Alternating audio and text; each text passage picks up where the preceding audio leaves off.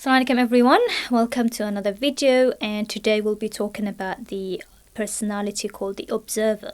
Now, the observers are, the great qualities that they have is that they observe everything around them, right? So if they go to, for example, a new place, let's take an example of a restaurant, they remember every single detail in that restaurant. They remember, for example, the frame on the wall, the color of the paint, they remember all the detail. Right?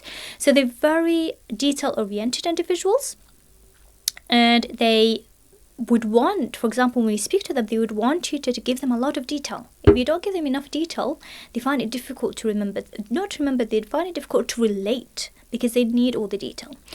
And they also need precise language. So they need you to tell them exactly what you want. So they want you to be on point, exactly what you want, through precise language.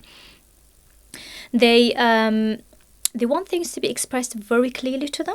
So if you ask them to do something, you need to be clear about exactly what you want.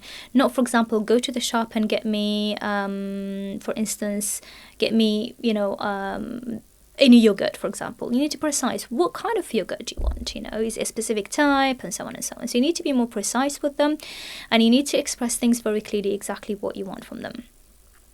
Now, one thing that is quite important for the observer is that when they talk about something, for example, a child, when they tell you about their day, they'll give you all the detail in that day, including the time, for example, what this person said, the exact words. So their conversation can be quite lengthy. They can speak a lot, not speak a lot, but in the sense that they give a lot of detail. Now, what we need to do is sometimes we could be running out of time. Sometimes we don't have the time to listen to them. We need to be able to give them the time. We can't tell them, just tell me the brief of what you want to say. There's a lot of detail. Try to be patient in listening to them. And for you, if that's too much detail, take away whatever you need from their conversation, but do not ask them to conclude themselves because they do not have the ability to do that. They can only give a lot of detail. Those individuals or those children, for example, if we have a child who's an observer, they're very practical. So we can't ask them to imagine things. For example, if we want to tell them to do some sort of calculation, if we tell them, okay, for example, if it's maths, we tell them, okay, Ahmed, for example, had 6 apples. Asma took 2 apples from him, and Muhammad came and gave him 3 more apples. How many apples does Ahmed have? They will not be able to imagine that. For them, they're very practical. They need to see things in front of them. So what we need to do to accommodate for their needs is to have real examples in front of them. We have, for example, say, okay, Ahmed have got the 6 apples. We show them 6 apples. We take away 2. We add 3. We tell them, okay, do the calculation now. So being practical is very important for them. They can't do things in their head. They need to be able to see it in front of them. They can't also brainstorm. So when you ask them to brainstorm, they can't, because then it means that they need to use their imagination. They need to use that kind of creativity. They can't do this because they need to see things in front of them. So these are some tips that we need to accommodate for when it comes to a child or individual who's an observer. They also need a lot of detail. If we tell them something, for instance, as I mentioned earlier, they need a lot of detail. They'll ask you a lot of questions. In this speech, they ask a lot of questions like where, when, and who, because that means they need more information, okay? So if you give them very little information, they will demand, they will ask for more detail, they'll ask for more information because that's how their brain works. So it's very important that we provide them with that detail.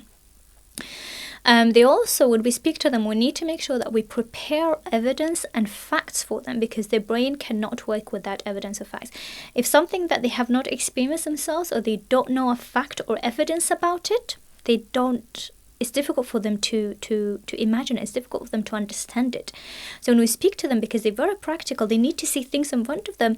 Likewise, when it comes to giving them information, they need facts and evidence for it. If you don't have an evidence or facts, it's very difficult for them to believe in what you're saying or to trust what you're saying. So be prepared with such individuals, children, adults, to prepare evidence and facts if you are giving them information that they're not familiar with. As mentioned earlier as well, when giving them instructions, we need to give them step-by-step instructions. So we don't just tell them, okay, in general, that's what it is. They need step-by-step instructions on what they need to be doing. And also we need to give them the space for them to experiment things. For example, if we are trying to convince them on something that they haven't experienced, we need to give them the opportunity to experience it and experiment on it in order for them to believe it. Otherwise, we'll provide them with facts and evidence, because without the facts and evidence, difficult for them to imagine it, And so in the absence of that, they need to experience it themselves. So these are some of the not the challenges, but these are some of the things that they will need for us to accommodate for.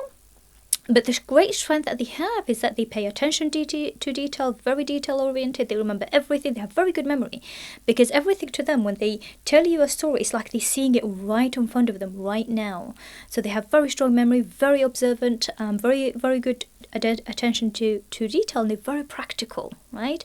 Because for them, as I mentioned, practicality is very important for them. So they tend to be very practical individuals as well.